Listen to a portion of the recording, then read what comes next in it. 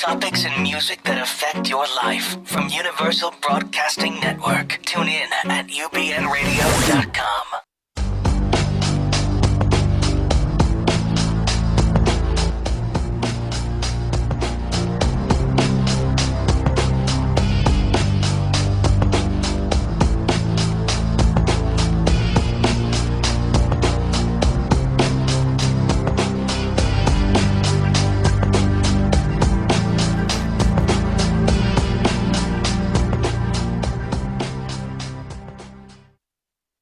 Salutations, everyone.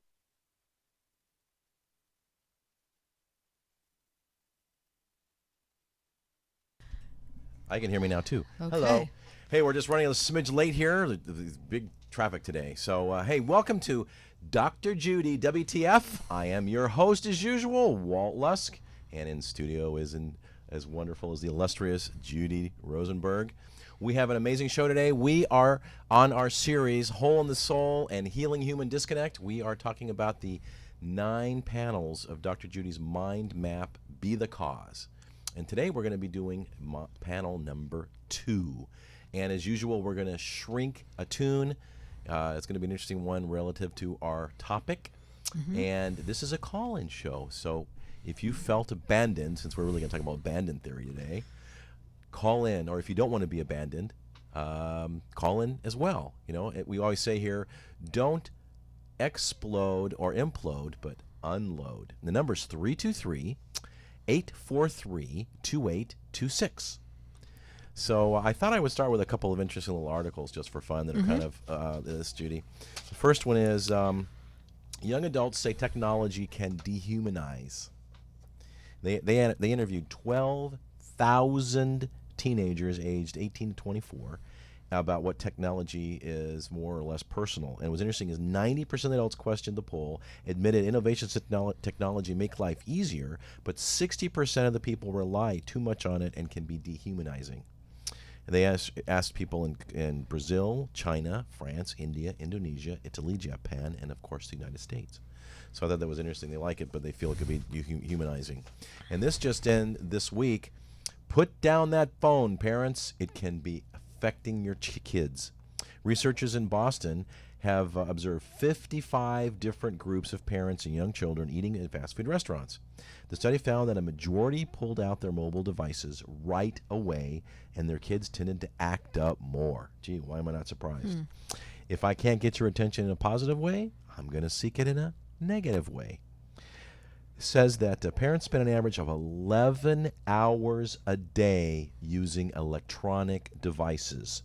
That's at that insane. time, I never knew that the figure was that high. That's 11 astronomical. hours a day. Well, I mean, that could be anything from a radio to a television, right? Yeah. You know, don't turn off your radio. Don't turn off our show.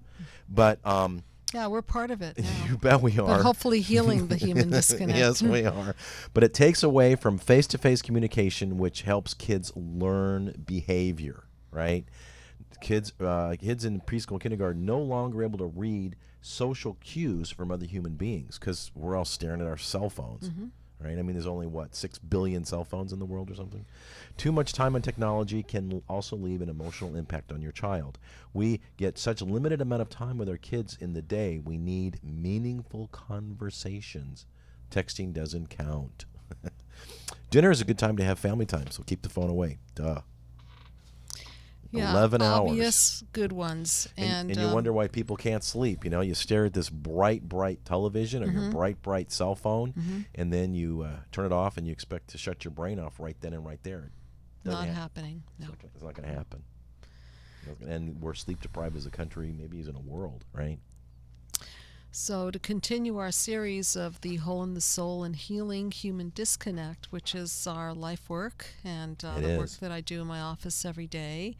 And just recently I've had a lot of cases of women in particular complaining that their significant other is on the computer or on the phone, and so they're showing up and needing to connect and needing to have that intimate time, and then the answer is, hang on, I'm still on the computer, I'm still on the phone. And this can be very, very disconnecting because ultimately we still need the same things that we needed from our infancy, which is You know the rap? Human connection. Right. In the form of? All ways, shape, and forms. Right. From physical to emotional to even just conversation, right? Right. Ooh, baby, ooh, baby. And the eye contact is so vital. And I do appreciate that when people come in and they complain about the pain that they feel when their significant other may be talking to them, but then they're not doing something that I call ingesting, digesting, and manifesting their communication, which is kind of like a meal. You know, you take a meal in and you swallow the meal and you're digesting this meal, and then you're manifesting it in terms of energy and nutrients absorbed into the body and better health and so on. It's the same thing with a conversation. Well, what if you get heartburn? Well, that's another story. Okay, so what if you get communication heartburn? What is communication heartburn but not a very, very well digested meal? And this is something that I go over with my couples all the time. So, for example, just the other day, a couple comes into the office and she's going on and on about what happened during her day. And before she's really finished putting forth a communication, he changes the topic. Sharing about her day and unloading about her day, good, bad, or otherwise. Right, and he's already on to another topic, and then she feels completely dropped. She feels that she's not mirrored, and it's a very, very painful feeling. And this theme seems to come up very often, not only from men injuring women, but also women injuring their men by not really fully receiving the conversation. And well, that's how ADD of them, isn't it? You know, right? My ex-wife gave me a book about ADD once, and I kind of got around to not reading it. I call it affect deprivation disorder. How's that? Okay? Affect. Okay. Affect. Because you're depriving them of the affect. You're depriving them of the emotion and the attention. Well, then if you're going to expand affect, then it would be affection. Thank you, Walt. Nice. Uh-huh. Okay, so I'll be here all week. It's good. Yeah, good. I need you here, okay? Because I need the connection also. It would be really, really horrible to do this show with an empty chair, although they use empty chair techniques all the time in my field of psychotherapy. I sure would not want an empty chair radio show with me not having you as host. So. Yeah, host and also run the board. So there you go. Very much so. Yes. One thing I want to say is we're going to be doing a 9-panel series, as I mentioned, on Dr. Judy's system, mind map system. It's 9 panels. You can go to www.drjudywtf.com. WTF stands for What the Freud. Okay. And last week we did panel 1, which. You want to elaborate just in one sentence or minute or less what panel 1 is? This is a review. System. Yeah, this is review.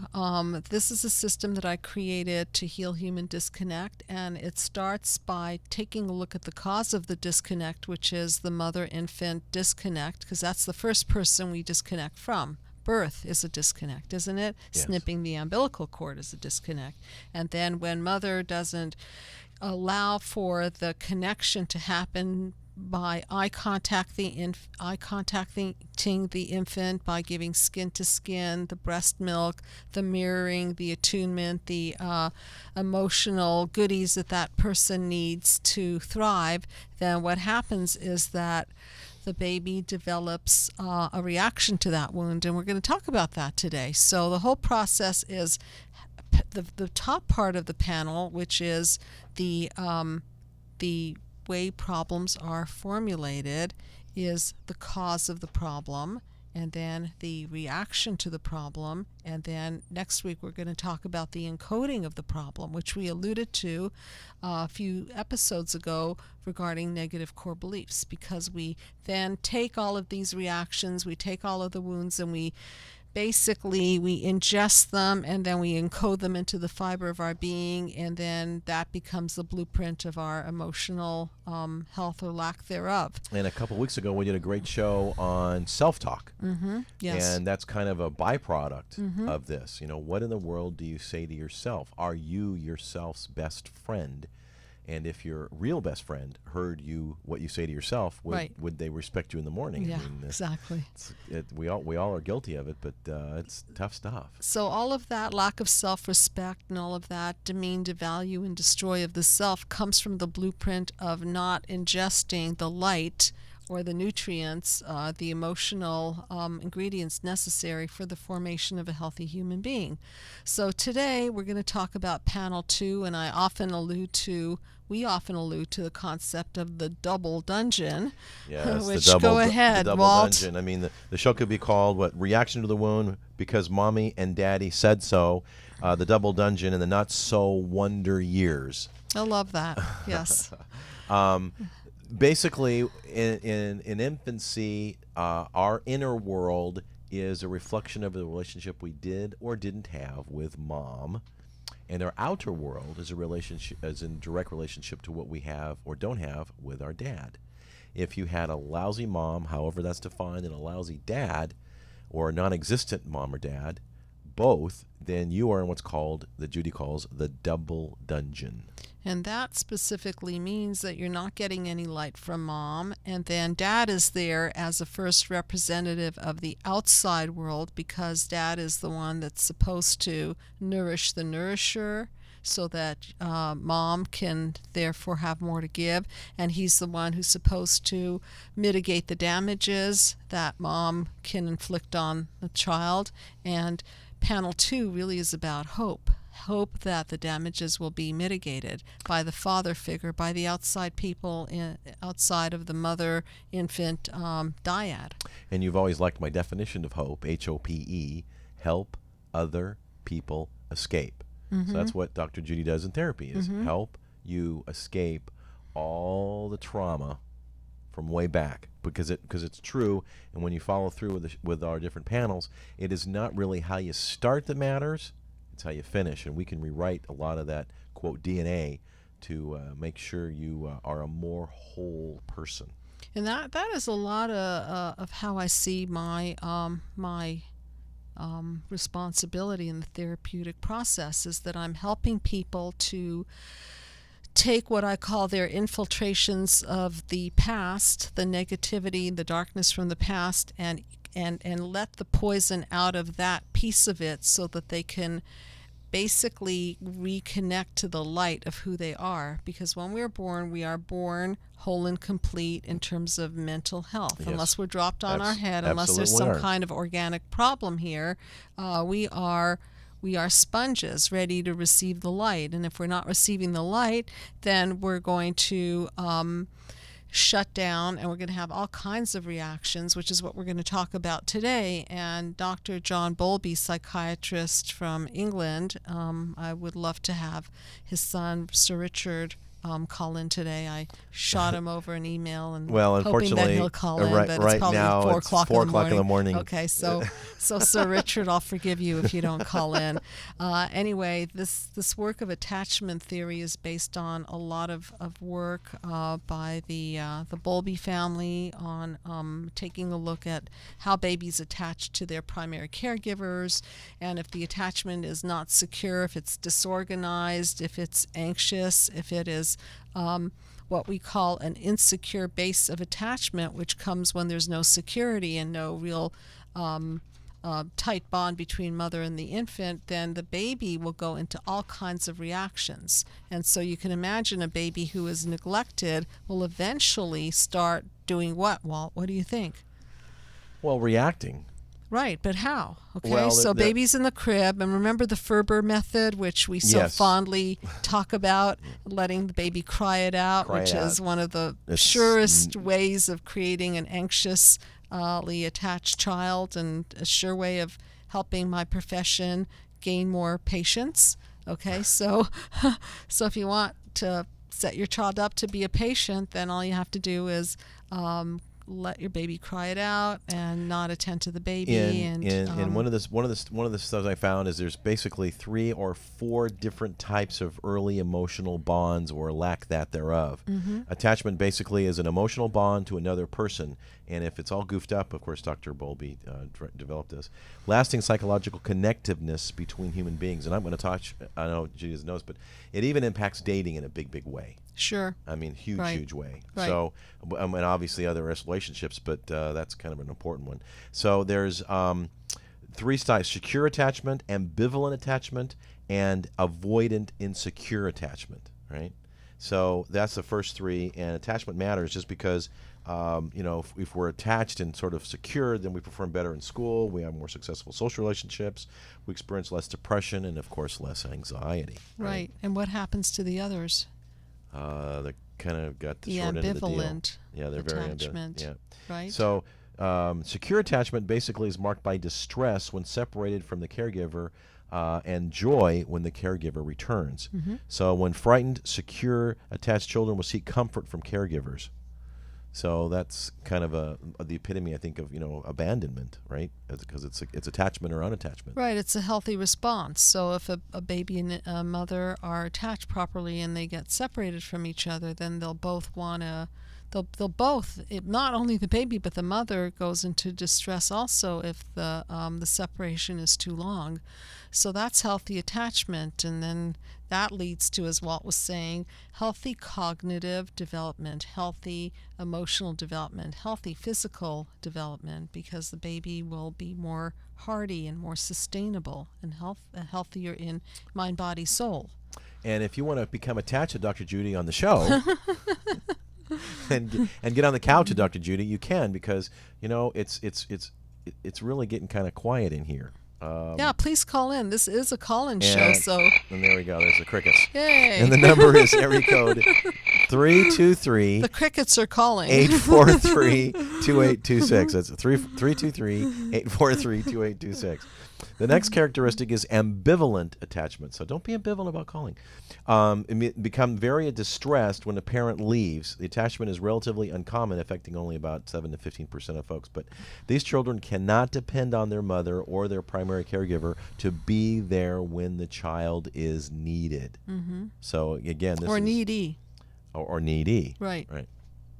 When the mother's needed and the child is needy. Yes? Yes, absolutely. Okay. Yes. So that's the ambivalent attachment. Right, and that's real confusing because it's sort of like sometimes mother's there, sometimes mother's not there, and so they don't quite know how to negotiate it, and they're torn. They don't have a secure world that they can depend on.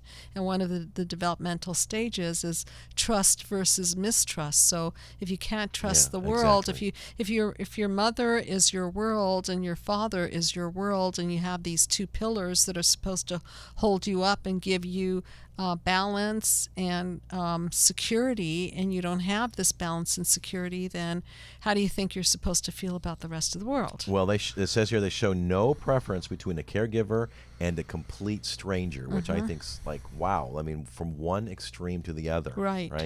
The abusive, neglectful caregivers. So they learn to avoid seeking help in the future because they don't know if they're going to get it, right? Yeah, and it's a real state of hopelessness. Yeah. And once you get to that hopelessness stage, then this happens with orphans where they shut down and they just don't really respond. And many orphans will die from failure to thrive. And you can be dead because of emotionally being detached from your caregiver. And then the last one that we have here is a disorganized attachment, right? Disorganized attachment often displays confusing mix of behavior and may seem disorganized, dazed, and confused. Children may both avoid or resist the parent. So that's like they're just detached, right? Right. So that doesn't allow for the brain to form properly, because we know that what we need is consistency and we need the security. There's a lot of brain research that's been done around the primitive brain. We call it the reptilian brain, which is the amygdala, and the amygdala is the fight-flight area of the brain. And so when we're not safe and secure, that fight-flight is consistently triggered, and so we resort to this primitive, and we don't know how to calm ourselves down and soothe ourselves, because that soothing and calming comes from the soothing and calming that the parents do for us. So if they're not performing our function for us, then we don't know what to do with that, and therefore we Right. develop all kinds of defense mechanisms around that, which we will talk about later. But the reactions are severe, anywhere from crying and distress and fear and loneliness, and eventually shutting down and having really no reaction as a way of coping with caregivers that are not there. Well, it's interesting if you carry this forward into dating, real quick, because this adult romantic relationships, they found another entity, some entities, a couple of Hazen and Schaefer in 1987, said that the emotional bond that develops between adult romantic partners is partially a function of the same motivational system, the attachment behavior system that gives rise to the emotional bond between infants and their caregivers. The blueprint. So definitely blueprint. They said that the relationship between infants and caregivers is a relationship between adult romantic partners share in the following features, and there's like 6 of them. They both feel safe when the other is nearby and responsive. Both engage in close, intimate bodily contact. Both feel insecure when the other is inaccessible. Both share discoveries with another. Both play with one another's facial features. Again, we talked about earlier, if you're sitting there staring at your cell phone or on the computer all the time or staring at television, I mean, what facial features are there, right? The you're working stuff your on the poker face. screen, Yeah, right. Both play with one another's facial features and exhibit a mutual fascination and preoccupation with one another, and both engage in baby talk. And doesn't that sound like something from Cause? Meaning, Yeah. doesn't that replicate the mother-infant connection? Mom and baby play with each other's face. Mom and baby feel safer when each other is around. Mom and baby go into distress when one is not around the other. So there's such a connect the dots here, Walt. There's There such surely is. Such a parallel process. And I really want you guys to pick up the phone and please call in. And I want to hear about your guess at what your attachment style is and why you guess that to be so. And a lot of what I do in my work is I play psychological detective so that you can see from your relationships and how you're handling your relationships what kind of attachment style you have. I have known many people who are avoidant attachment, for example, and they don't want to form intimate relationships because these intimate relationships, let's say, for example, are smothering, or let's say, for another example, these emotional connections have been painful in some way so that they will avoid relationships, and that's the way they cope. And then there are other people on the opposite end of the spectrum, we may call them codependents, who are Klingons, and they can't get rid of their need to latch on and sponge off of and depend on a relationship. So you can see that the way that we've been blueprinted and the way we've been attached to now carries on into our relationships with our primary lovers, husbands, wives, friends, family members, children. Yeah. Absolutely. So going back to the adolescent, I found something I thought we would discuss is 10 ways that attachment parenting makes discipline easier. Okay. So I thought that since, raising parents is, childhood is a hostage situation, right, as we like to say. Right. So, and we're dealing with attachment, more in infancy. So, the benefits for, not that we want to discipline our children, but, we got to have some order and some and boundaries. And some boundaries, for goodness sakes. Okay. So attachment parenting promotes mutual sensitivity.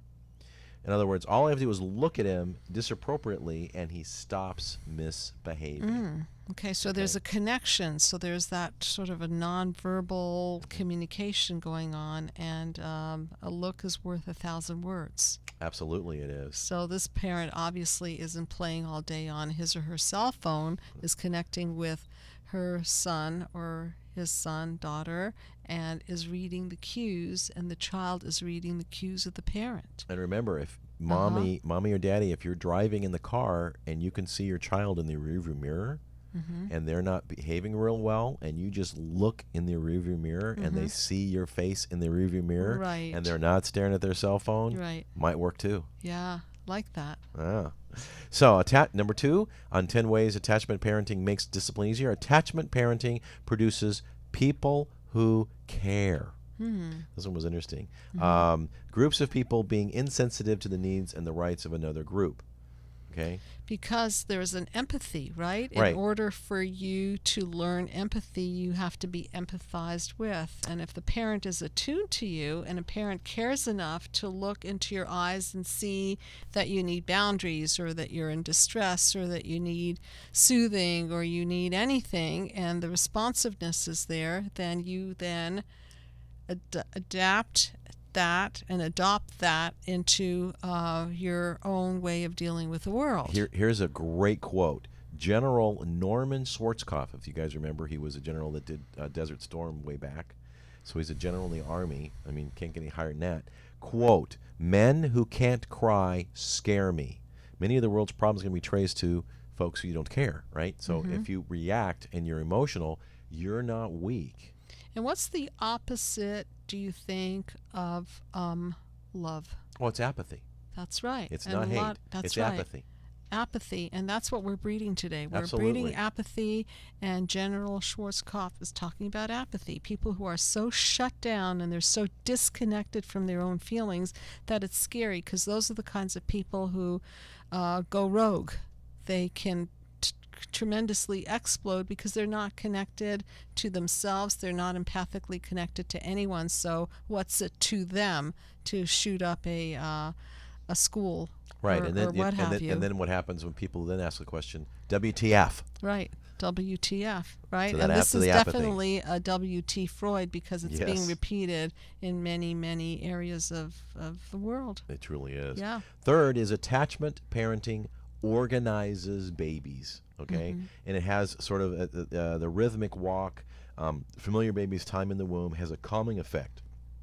When the baby is cuddled close to his mother's breast, his heartbeat reminds him and sends the womb. So the baby knows where he belongs. Also the breastfed babies show that energy efficient heart rates and sleep patterns are much better. They're more organized, and their engine's like in tune.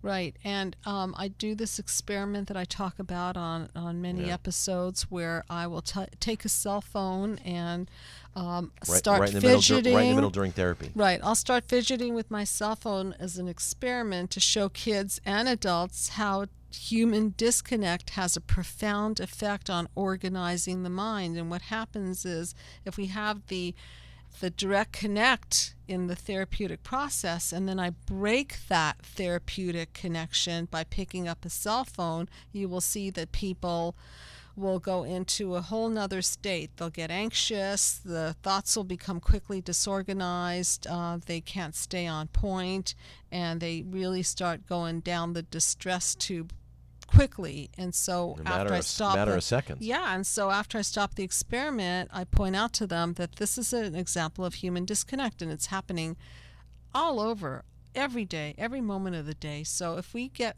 one thing right, then we need to remember to value human connection over valuing the need to return the message that can wait on the cell phone or check the Facebook contacts that are over there. And why be over there when you have someone right here in front of you that you can eye contact and truly connect with? Well, what's funny, I was just thinking in the news this week, President Obama is in Japan, and they pulled out a robot, and President Obama, actually bowed down to the robot. Why? Don't know. Doesn't I don't matter. get it, but Doesn't matter. okay. The fact that he did is just crazy. I don't get it. He's connecting with non-intimate objects as opposed to the Okay. people. Okay. Crazy stuff. Okay. Number 5, attachment parenting promotes trust, right? Authority is vital to discipline. Authority must be based on trust. It's crucial for the baby to trust that he will be kept safe. Attachment parented baby learns to trust the one person who's strongly connected to him or her. And as a result, if they trust his mother to meet his needs, he will also look to her to help him behave. And trust is a big deal in relationships, and Yes, people it certainly is. recapitulate this break of trust in all kinds of things. We've talked about affairs, we've talked about lack of trust in terms of fiduciary breakage and trust. There's all kinds of ways that people break trust. And again, blueprint. If you don't develop trust in the first few months, years of life, then how can you replicate this in your primary relationships? You can't. No, it's impossible. Right. It's hard. Number 6, attachment parenting promotes independence. The right balance between discipline and independence, because the connected child trusts his parents to help him feel safe, and he's more likely to feel secure exploring his environment. And that's the key, exploring. When you have a sound base from which you can launch from, A foundation. Right, you can check back. There's a stage of development where the baby checks back to see if mommy and daddy are there, and the more mommy and daddy are there, the more safe that child feels to go out there and explore. And it's up to the parent to create environments where the baby can really, really explore things like flushing the toilet and just seeing the water go down, or climb a ladder and know that they can fall on safe pillows around them, or be able to even fall and bump their head a little bit to understand that we need to learn. So we can't protect our children 100%, nor do we want to. Of course, we don't want them to burn their hand on a stove or injure themselves beyond repair, but children need to learn to keep away from sharp corners. They need to learn that surfaces are hard. They need to learn that they cannot touch hot objects. So by gradually approximating your child to learn under conditions that are not dangerous, but give enough feedback for the child to start integrating that there's an outside environment that they have to relate to. Because remember, the womb service, right, is pretty soft and it's pretty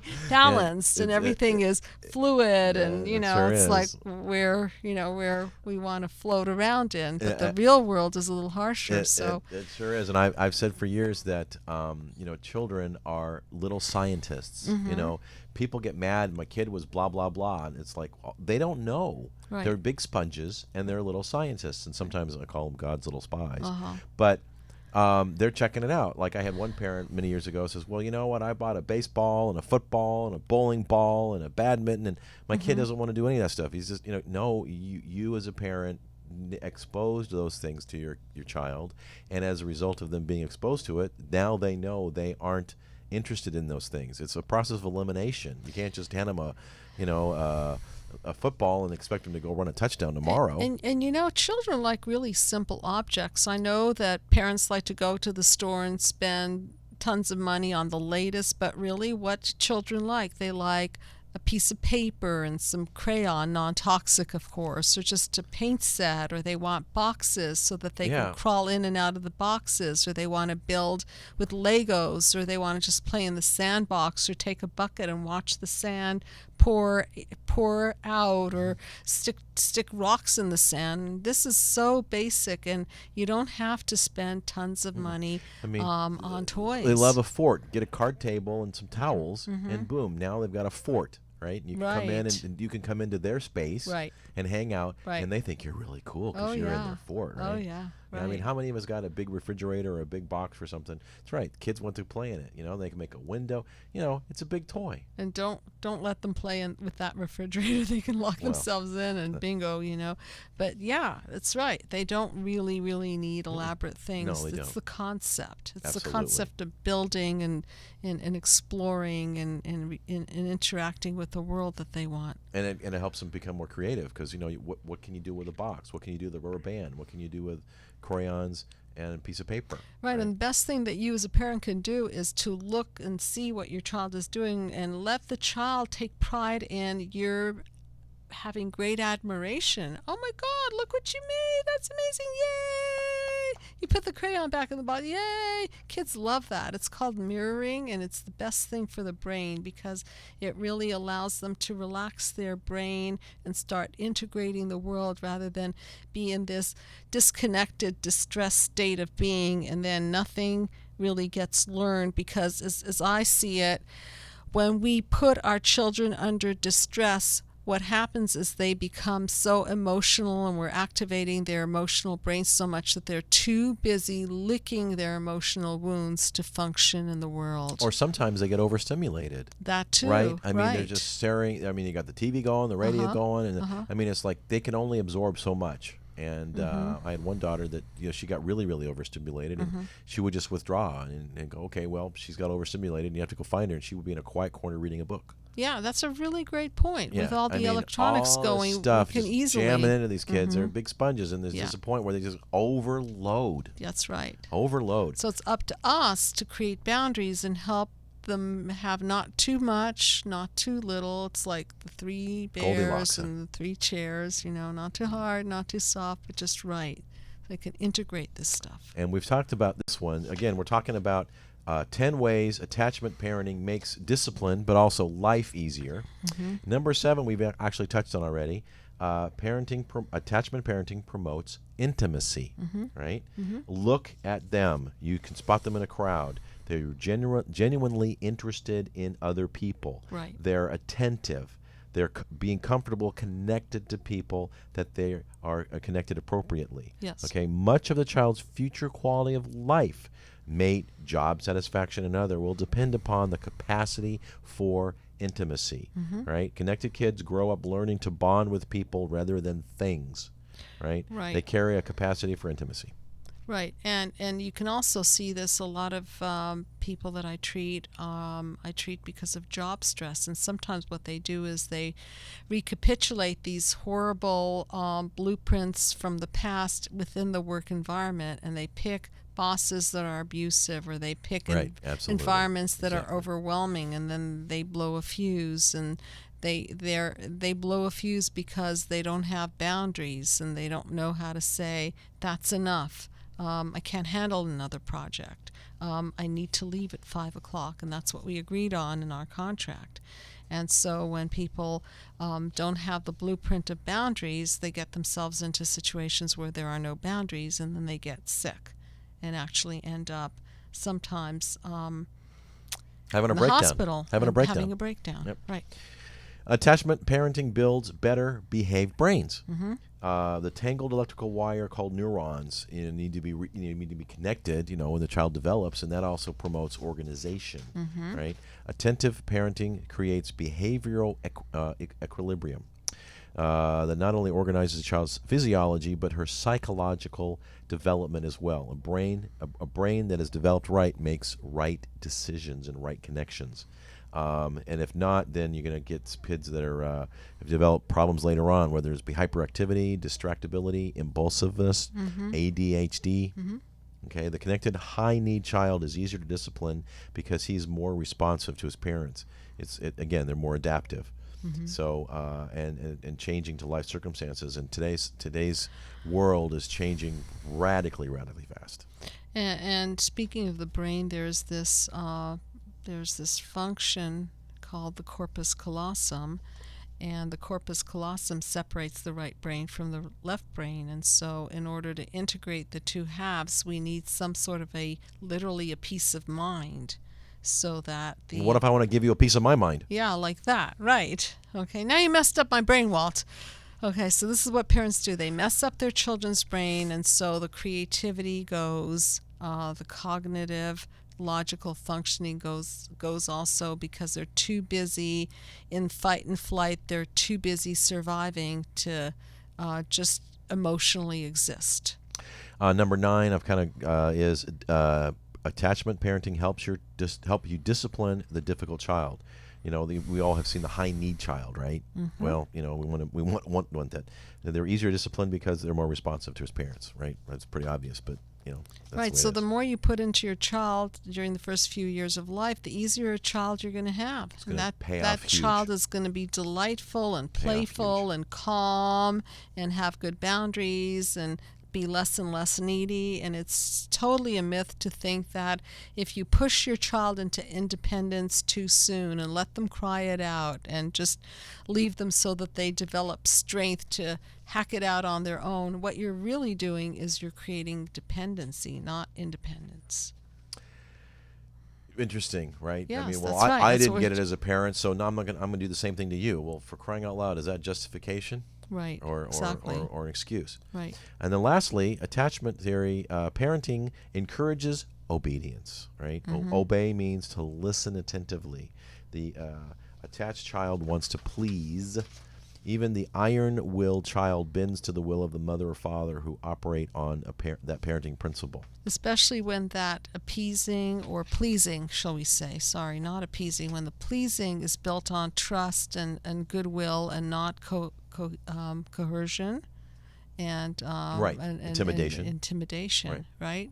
Then it's truly it's a beautiful relationship based on trust. So that's the 10 ways attentive parenting makes not only discipline easier, but makes life easier. And beautiful. We're approaching the time where we're going to shrink that tune, but I wanted to mention that next week we're going to take a little divergence because we're going to have a very, very special guest. It's Dr. Stan Tatkin. He's written a book. One of them's called Wired for Love. I love the title. I refer to your book all the time, Stan. I want you to know that. And my patients are writing down the title and they're buying it, so hopefully the sales of your book is already going up. They're creeping up. Yes. So we're going to take it. So he'll be here next week talking about how we are truly wired for love. It's a fascinating book. It's a little bit of a technical read, but you got to start somewhere and lay a foundation. And also, I just want to make a couple of announcements. My book, Lucid Darkness, available on Kindle and through Amazon. So just either punch in Lucid Darkness, or you can punch in Dr. Judy Rosenberg with an E, B-E-R-G, and you'll find it.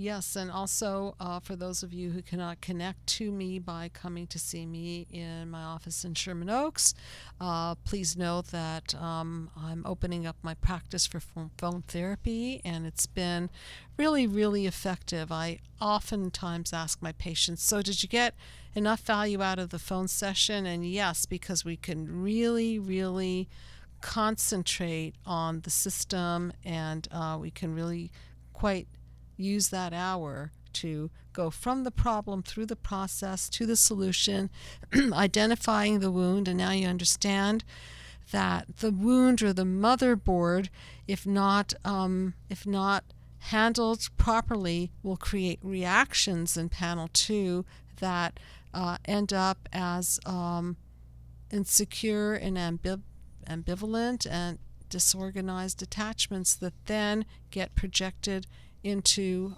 relationships amongst your friends, your significant others. So if you can hear Judy's voice and mine, you can call her and have some amazing time. I guarantee you, I'm guaranteeing it, 10 sessions will change your life. And if not, I'll give you your money back. So now it's time for us to shrink that tune, and we're going to do a song called Madness by Muse. What happens is I read the lyrics, and Dr. Judy interprets it through her psychological mind map, and then, of course, we play the song. So next week, stay tuned for an amazing guest about being wired for love. Tell all your friends and lovers. And if you want to get a hold of us, or to get a hold of Dr. Judy, you can do info@drjudywtf.com.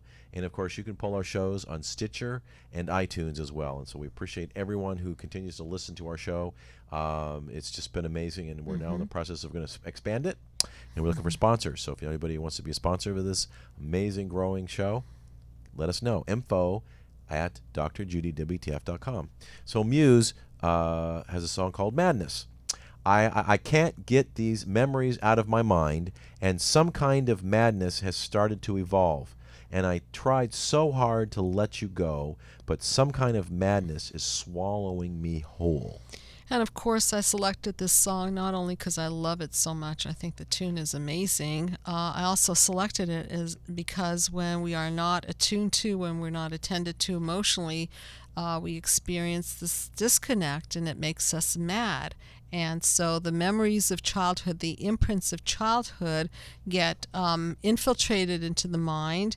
And if it's not positive, then this madness starts to evolve. And the desire to hold on to mother, the desire to hold on, and the inability to hold on is what I refer to as the hole in the soul. And I finally seen the light. And I finally realized what you mean. And now I need to know, is this real love? Or is it just madness keeping us afloat? And when I look back at all the crazy fights we had, like some kind of madness was taking control. So we're always present to the light, and with all the talking that we do about disconnect, we have to know that our parents give us lots of light, otherwise we wouldn't be here. And so we'll talk more about the light as we move through the panels, because first we have to enter the darkness to get to the light, which is the theme of Lucid Darkness, my novel psychological thriller about a psychologist who creates a mind map to heal human disconnect.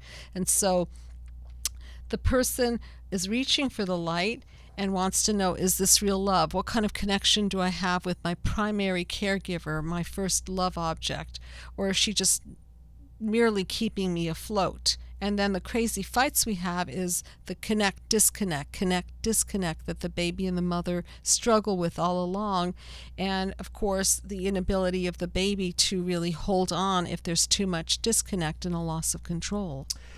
And what's interesting is just about the light, there's only one thing that can expose the darkness and actually get rid of the darkness. There's only one thing, and it certainly isn't more darkness. It's only light. Right? Doesn't matter if it's a candle and starts out being turning into a laser beam, it's got to be light, right? And now I have finally seen the light, and I finally realized what you need. But now I've finally seen the end, and I'm not expecting you to care. And I've finally seen the light, and I have finally realized I need to love. I need to love. Okay, so from the perspective of the mind map, baby realizes that they need the light intuitively, and mom realizes that the baby has needs, and she understands what those needs are. And so the end is kind of like the end of the attachment and the need for separation and individuation. And there is a need to separate, but there's also a need to stay attached, which is the love bond. I need to love. Come to me just in a dream. Come on and rescue me. Yes, I know I can be wrong. Maybe I'm too headstrong. Our love is madness.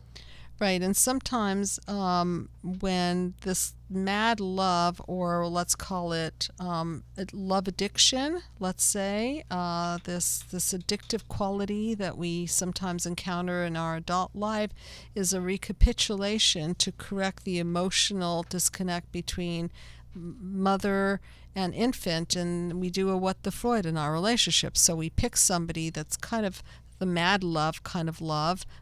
People can call it limerence. They can call it the falling in love. And it's not really a falling in love, not what we think it is, but it's really a desire to repeat and to heal the wounds of the past. And so, much of it is very painful and chaotic and doesn't give us what we really need, which is the unconditional love and the balance. Which is what life's all about, is having, giving, and receiving unconditional love. Right, and let's not forget that the most powerful and underutilized force on the planet is the light, unconditional love. Right.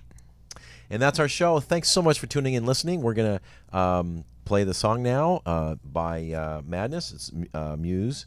And stay tuned next week for another installment. We'll take a divergence for having Wired for Love. So if you want to learn how to be wired for love, stay tuned. Take care, everyone. Take care.